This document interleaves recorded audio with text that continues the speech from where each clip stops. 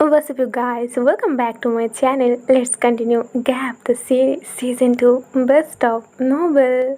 Okay so gym के साथ बहुत एग्रीमेंट करने के बाद फाइनली वो सब लोग बुद्ध टेम्पल में जाती है प्रे करने के लिए।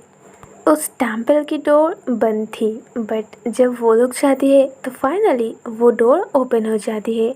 बहुत धूप होने की वजह से कैट बस रिसेंटली एक सनग्लास पहनी है एंड साथ में वो अपनी फेस को एकदम कवर कर लेती है ताकि कोई उसे पहचान ना सके। बट जितनी ज़्यादा लोग होती है वो उतने ही ज़्यादा दिखावा करती है। वहाँ पे प्रेजेंट सारे लोग बस यही सोच रहे थे कि ये पर्सन कौन है और अपने फेस को इतनी हाइड करके क्यों रखी है। खनसैम और मॉन बुद्ध टेम्पल की ओर जाती है एंड उनके सामने जाकर अपने दोनों हाथ को होल्ड करके उन्हें रेस्पेक्ट करते हुए प्रे करती है। और इधर यूकी और टी एक अदर साइड पे थी जहाँ पे फ्यूचर देखने वाली पेपर्स रखी हुई थी। मॉन खनसैम से थोड़ी साइड जाती है एंड यूकी के पास चली आती है और इधर टी जो कि एक पेपर को होल्ड करते हुए मॉन की ओर देखते हुए स्माइल करती है। टी उस पेपर को उसे दिखाते हुए कहती है, सो क्या कहते हो इस भविष्यवाणी को लेकर? मॉन क्या बोलेगी यही सोच रही थी। टी अगेन कहती है, बट मुझे डर लग रही है इसे रीड करने में। मॉन स्माइल करते हुए कहती है, ओके बट वाई? तुम्हें जानना है भविष्यवाणी, दैट्स वाई तुमने वो पेपर ली है, तो अब उसे रीड करने में क्यों डरना? टी कहती है, अगर इस पर सारी बातें जो लिखी है वो अच्छी नहीं होती so what should I do? Mom उसकी ओर देखते हुए कहती है, अगर तुम्हें ये सारी बातें पसंद आती है तो तुम इस पर बिलीव करना, और अगर इस पर लिखी बातें अच्छी नहीं होती है, बैड होती है, तो तुम इस पर बिलीव मत करना। ओके नाउ इसे अब पढ़ो। टी जो कि स्टिल मॉन और यूकी से थोड़ी साइड होकर उस पेपर को हाथ में लेके अभी भी बस खड़ी थी। वो रीड करने से पहले अपनी गर्लफ्रेंड यूकी की ओर एक बार देख लेती है। मॉन उसकी ओर देखते हुए कहती है, ओके तुम्हारे पास कौन सी नंबर है? टी कहती है, मेरे पास है 14। टी उसे रीड करने से बहुत डर रही थी। वो बहुत टाइम से उस पेपर को हाथ में लेकर बस खड़ी थी। वो तीनों ही बहुत परेशान हो रही थी एंड फाइनली वो मोमेंट ब्रेक होती है। यूकी उस पेपर को लेती है एंड वो डिसाइड करती है कि वो लाइन बाय लाइन खुद रीड करेगी। यूकी जब उस पेपर को ओपन करती है तो वो सारे लोग नोटिस करती है वहाँ पे पोएम जैसी कुछ थी जहाँ पे ये लिखा होता है, जिनके पास नंबर 14 है उन्हें एक गुड फ्रेंड मिलना बहुत टफ हो जाएगी एंड मोस्ट डिफ़िकल्टी लव में आएगी जब उसकी सोलमेट लॉन्ग लाइफ के लिए उसके साथ नहीं रहेगी। और उस पेपर में ये लिखा होता है, सारे बर्ड्स को रिलीज़ कर दो, फिश को छोड़ दो, इन सबको जाने दो, then it will be better. Love को लेकर भविष्यवाणी में जो कुछ भी लिखा है, यूकी जब वो सारी बातें रीड कर रही थी तब ये दोनों एक दूसरे के फेस की ओर देखती है। मॉन नोटिस करती है वो सारे वर्ड्स रीडिंग करते हुए यूकी की फेस एकदम रेड हो जाती है।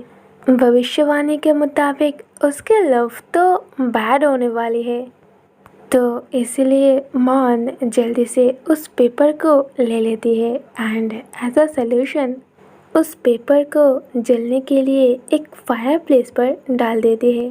फिर यूकी की ओर देखते हुए कहती है, जो सारे थिंग्स बैड है उसे बाहर फेंको एंड उस पर बिलीव मत करो। बट यूकी की हालत ख़राब थी। वो मॉन की ओर देखते हुए कहती है, मुझे ये पेपर रीड करके इतनी बड़ी रिस्क नहीं लेनी चाहिए थी। मॉन यूकी की फेस को देखकर ही रियलाइज़ कर लेती है कि वो रो रही थी कॉज वो बहुत ही इनोसेंट एंड सेंसिटिव पर्सन है। और वैसे भी कोई भी ऑर्डिनरी पर्सन अपनी फ्यूचर को ऐसे देखकर वो तो रोएगी, ये बात तो कॉमन है। अपने फ्यूचर को ऐसे देखकर यूकी की रिएक्शन एकदम नेचुरल थी। टी जल्दी से आकर उसके हाथ को टाइटली होल्ड कर लेती है एंड वो बहुत ही चिल मारते हुए स्माइल करती है ताकि यूकी की फोकस उस पेपर से साइड हो जाए। फिर टी अपने पेपर को लेकर उसे देती है और कहती है, इट्स ओके, तुम मेरी रीड कर लो। यूकी उस पेपर को ओपन करती है। उसकी नंबर होती है 9, जहाँ पे ये लिखा होता है, एक सोलमेट से मीट होना it's not a wrong. But किस्मत ये कहती है कि लापरवाही के कारण उन दोनों को अलग होना पड़ा। अकेले रहना ठीक लगता है, डोंट वरी, न्यू पर्सन से मिलो और ये सब कुछ भूल जाओ। खुद को स्ट्रॉन्ग बनाओ एंड परफेक्ट बनाओ, सारे अच्छे अच्छे थिंकिंग्स को फॉलो करो। तो फाइनली यही होता है कि टी की भविष्यवाणी का मीनिंग भी सेम ही होता है। बट मे बी सारे नंबर्स के लिए ये सारी बातें सेम ही होता है।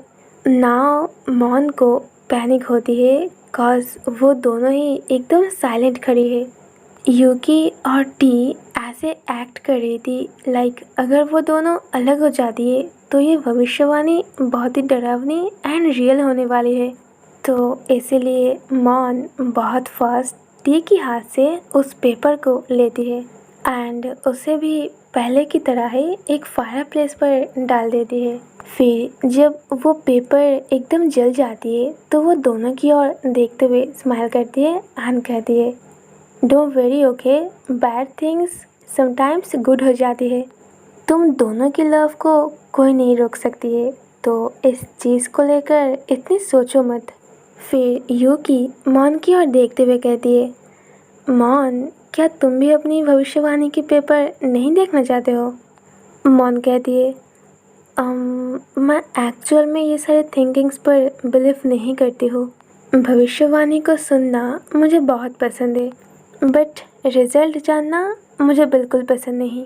वो तीनों ही इस भविष्यवाणी को लेकर बातचीत कर रही थी कि सैम वहाँ पर आ जाती है एंड खुद सैम जल्दी से आकर सेल्फ से एक भविष्यवाणी की पेपर उठा लेती है। मॉन ने ये एक्सपेक्ट नहीं की थी कि खुद सैम आकर इस पेपर को उठाएगी, तो वो बहुत सरप्राइज्ड होकर सैम की ओर देखती है क्योंकि बस अभी अभी टी और यूकी की भविष्यवाणी देखकर वो एकदम से डिमोटिवेट हो गया है एंड नाउ उसकी बॉयफ्रेंड खुद सैम आकर उसी भविष्यवाणी के पेपर उठाया है।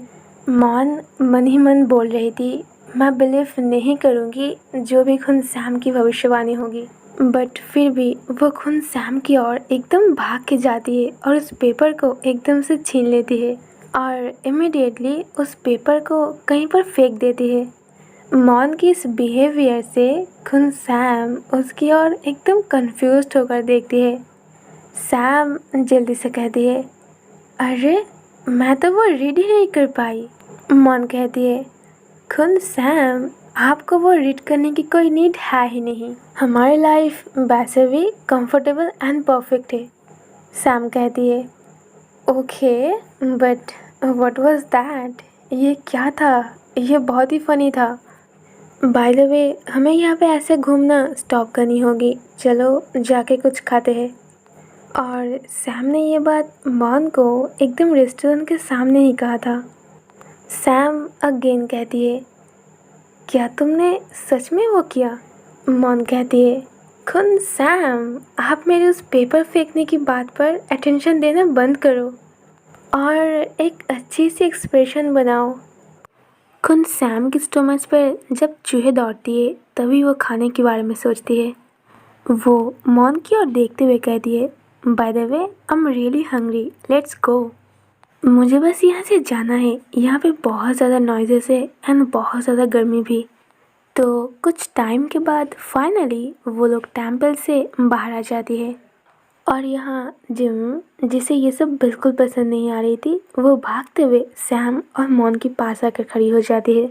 वो तो आना ही नहीं चाहती थी, बस उसे वो लोग कार से पुल करके लेकर आई थी। मंदिर से वो सारे लोग बाहर आ गई थी, इसीलिए जिम बहुत हैप्पी होकर डांस करते हुए सैम और मॉन से कहती है, आई लव दिस टेम्पल। और इधर कैट, जो कि बस अभी अभी बाथरूम से लौटी है, जिम उसकी ओर देखते हुए कहती है, तुम्हारी मूड इतनी फास्ट चेंज क्यों होती है? कैट चुपचाप खड़ी थी। जिम अगेन कह दिए, कैट तुम्हें क्या हुआ है? जिम अगेन कह दिए, टेम्पल पर वो मॉन्क बहुत हैंडसम थी। जिम की इस बातों से सारे लोग उसके फेस की ओर देखते हैं। कॉज उन सब के लिए उसकी ये बातें थोड़ी शॉकिंग थी। जो पर्सन टेम्पल आना ही नहीं चाहती थी, उसे टेम्पल पर कोई पसंद आ गई। कैट जिम की ओर देखते हुए कहती है, I really want to know वो पर्सन कौन है जिनको तुमने पसंद की है? वो हेल आखिर है कौन जिसके पास तुम जाने वाले हो? जिम कहती है, हाँ तुम बोल ही सकते हो कि मैं कोई हेल के पास जा रही हूँ, बट मुझे अकेले नहीं रहनी है। मेरे पास बहुत सारे फ्रेंड्स हैं। फिर वो कैट की ओर देखते हुए कहती है, एंड ऑफ कोर्स मस्ट भी तुम्हें भी वहाँ जाना चाहिए। कैट बस चुपचाप उसके पास अपने हाथ को ग्रैब करके खड़ी थी। खुद सैम अपने हेड को शेक करते हुए उस बात को इनकार करते हुए कहते हैं, नो मुझे तो यही रहनी है। और स्काई से मैं ये देखना चाहती हूँ कि तुम कोई अपेरा ट्री पे चढ़ रहे हो। मॉन थोड़ी सोचते हुए कहती है, खुद सैम आप कहाँ जाने वाले हो? सी आप कहीं पर नहीं जाने वाले हो, आपको यहीं रहनी है। जिम कहती है, यस गुड गर्ल, तो तुम बिलीव करते हो कि तुम हेवन पर जाओगे? एंड इवन अगर तुम वहाँ पर अपनी ग्रैंड मदर को एक वुमन के साथ नहीं रहने दोगे, then you will still go to hell. T और यूकी सोचती है, why she is so annoying. वो इनकरेज कर रही है उन सबको जो एक दूसरे को लव करती है, एंड वो अभी के अभी स्टॉप कर दे। समटाइम्स आई रियली वॉन्ट कि मैं अपनी कार से उसे किक मारूँ एंड देन अपनी कार को लेकर भाग जाऊँ। मॉन सोचती है, ओह ये बहुत ही अजीब है। टी जो कि बस अभी अभी अपनी पेशेंस खो रही है। बट जिम उसे कोई केयर नहीं थी कि उसकी सारे फ्रेंड्स उसे टेस्ट कर रही है। राइट नाउ वो अपने हाथ में जो भविष्यवाणी के पेपर होल्ड करके रखी थी उसे अब ओपन करती है। कैट जिम के हाथ में उस पेपर को देखते हुए कहती है, व्हाट इज़ दिस?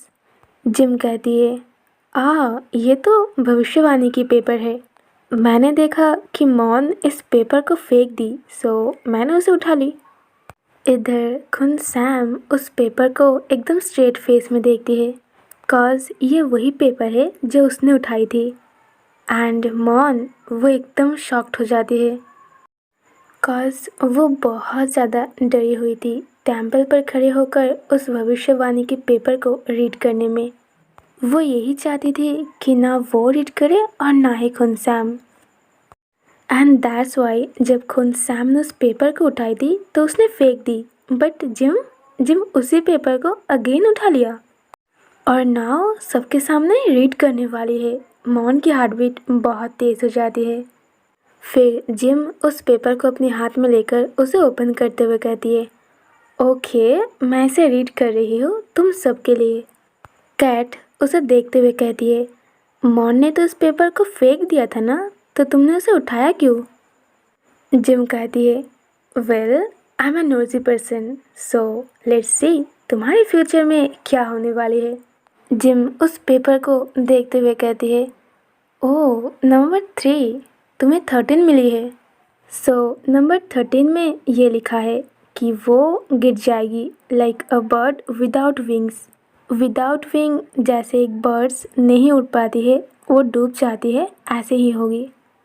उस पेपर में और भी कुछ लिखा होता है, समरसॉल्ट्स, स्काई से गिरना, शैडो विजिबल नहीं होना, डार्कनेस की चमकना, एंड एक राक्षस जो कि आपकी बॉडी पे चाकू से वार करेगी। सारे गुड थिंग्स बैड वे में बदल जाएगी। प्लीज़ लोगों को दान करें and turn from bad to good. Jim जब वो रीड कर रही थी तो सब लोग वो सुनकर एकदम साइलेंट हो जाती है। और इधर जिम जो कि एकदम ड्राइली स्माइल करती है और उस पेपर को रीड करना कंप्लीट करती है। उस पेपर को फाड़ना या फिर जलाने से पहले ही कैट साइड से बहुत डर कर लाउडली स्क्रैम करती है। कैट उस पेपर को जल्दी से लेकर उसे फाड़ देती है। जिम उसे देखकर जल्दी से कहती है, Cat what are you doing? तुम कैसे उसे फाड़ सकते हो? It's gross. तुम यही सोच रहे हो ना कि मैंने तो इसे रीड नहीं की तो मैं इसे फाड़ दूंगी, है ना? यहाँ पे उन दोनों के लिए कुछ अच्छा नहीं है। लोग जो सैम की तरह होती है वो बहुत लकी होती है। वो लोग जिनके पास ब्यूटीफुल वाइफ होती है, जो लोग बहुत रिच होती है एंड होते हैं इस टेम्पल की मॉन्क्स। जिम ये कहते कहते थोड़ी रुक जाती है उन लोगों के लिए जो लोग उसके पास से गुजर रही थी। देन अगेन वो कहती है, wow what a man, he is so handsome. मुझे लग रही है आज की डे बहुत छोटी है। मैंने इस टेम्पल पे आया, प्रे की, जबकि ये टेम्पल पर बहुत गर्मी है। जिम टोटली ट्राई कर रही थी सब्जेक्ट को चेंज करके सबको हल्का करने की। और इधर मॉन जो कि बहुत ज़्यादा डरी हुई थी एंड वही सबसे ज़्यादा फाइट कर रही थी। फाइनली उसका यहाँ आना कंप्लीट हुआ एंड बुद्ध के सामने रिस्पेक्टली प्रे करना भी। खुद सैम की आज रिपोर्ट के बाद मॉन ही चाहती थी कि वो बुद्ध टेम्पल आए एंड उनके सामने प्रे करे एंड उनसे ब्लेसिंग ले। बट भविष्यवाणी की वो सारी बातें वो तो कुछ आधा ही वे पर चली गई। मॉन ये सब कुछ सोचते हुए एक अलग ही दुनिया पे थी। खुद सैम उसकी ओर देखती है एंड उसे लेने के लिए आती है। सैम मॉन के हाथ को टाइटली होल्ड करती है। दोनों की 5 फिंगर्स टाइटली अंडरस्टैंड करते हुए होल्ड होती है। सैम उसकी ओर देखते हुए कहती है, इस सब के बारे में इतना मत सोचो, ओके? मैं ऑलरेडी ये सारे थिंकिंग कर चुकी हूँ। और उस भविष्यवाणी की बातें इतना मत सोचो, वो इतनी जल्दी तो सच नहीं होने वाली है। और वो भविष्यवाणी की बातें जो तुम सोच रहे हो कि सच होने वाली है, सी मॉन, हमारी लाइफ के असली मालिक हम खुद हैं। So we are not going to believe that and you don't have to think too much. Mom कहती है, मुझे यहाँ पे आपको आस्क नहीं करना चाहिए। If I give them something to give in charity तो ये और भी अच्छी होगी। बट आपने कहा आप इसे बिलीव नहीं करते हो। सैम कहती है, ओके, हमें बस अच्छे थिंग्स को ही बिलीव करना चाहिए और जो सारे बैड थिंकिंग से उसे दूर करना चाहिए। अगर हम गुड सोचेंगे तो गुड ही होगी और अगर हम बैड सोचेंगे तो बैड होगी। Alright guys, so there is Gap the Series Season 2 Chapter 14. Okay, so मिलते हैं नेक्स्ट चैप्टर में। Take care, love you, bye bye.